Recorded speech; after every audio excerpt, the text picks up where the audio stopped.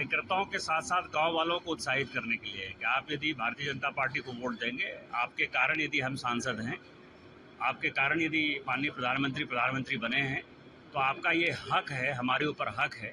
अब कई एक लोग ये कह रहे हैं कि हम डिस्क्रिमिनेशन कर रहे हैं। अरे इस देश में पहले से डिस्क्रिमिनेशन है यार। माइनॉरिटी अफेयर्स मिनिस्ट्री है, वो केवल माइनॉरिटी गांव में ही जो है स्कूल बनाती है, कॉलेज बनाती है, विवाह भवन बनाती है, पॉलिटेक्निक बनाती है। आज तक जो है आज़ादी के इतने वर्षों के बाद, 75 बरस बाद, किसी आदमी ने ये तो नहीं कहा कि मुसलमानों के लिए अलग से मंत्रालय क्यों है। इस देश ने तो कानून का जो है कांग्रेस ने ऐसा धज्जी उड़ाया है जिसको कोई पूछने वाला नहीं है। यानी मुसलमानों के लिए अलग से स्कूल बने, कॉलेज बने, इंस्टीट्यूशन बने, चैरिटेबल ट्रस्ट बने, कुछ बात नहीं, संविधान का उल्लंघन नहीं है। यदि मैंने कह दिया कि 60% से ज़्यादा कहीं यदि वोट मिला है तो हम पहला हक उनका जाता है, इसमें कौन सा गलत कर दिया। तो मुझे लगता है कि हमने एक सही डिसीजन लिया है। दूसरी बार जब मुझे और पैसा बचेगा या कहीं से पैसा लेकर मैं आऊँगा, हमारे दोस्त यदि पैसा देंगे या CSR से पैसा लाऊंगा, तो मैं उन बूथों पर जहाँ की हिंदू और मुस्लिम है और जहाँ की हिंदू प्रताड़ित होते हैं और वो उसके बावजूद भी भारतीय जनता पार्टी को वोट करते हैं, मेरा दूसरा टारगेट वहाँ है कि वहाँ मैं विवाह भवन बनाऊंगा, वहाँ मैं सुविधा दूंगा। और तीसरी बार फिर पैसा बचेगा तो जहाँ मुझे इच्छा होगी वहाँ दूंगा। देखिए, बांग्लादेशी घुसपैठिया एक बड़ा विषय है। आदिवासियों का पॉपुलेशन घट रहा है। मैंने पार्लियामेंट में बराबर कहा 36% से 26% पॉपुलेशन हो गया।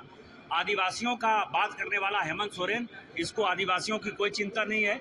मैं माननीय उच्च न्यायालय झारखंड, उनके प्रति शुक्रगुजार हूं कि उन्होंने सुओ मोटोस को संज्ञान लिया है और उन्होंने सरकार से मांगा है।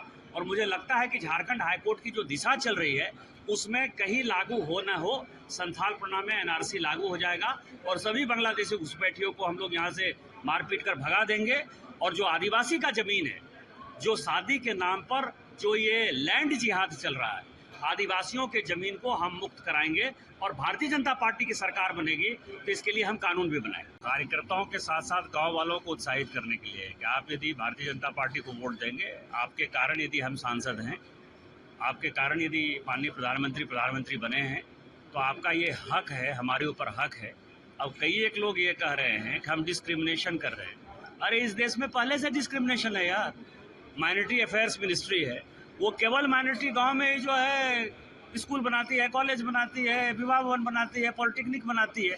आज तक जो है आज़ादी के इतने वर्षों के बाद, 75 बरस बाद, किसी आदमी ने ये तो नहीं कहा कि मुसलमानों के लिए अलग से मंत्रालय क्यों है।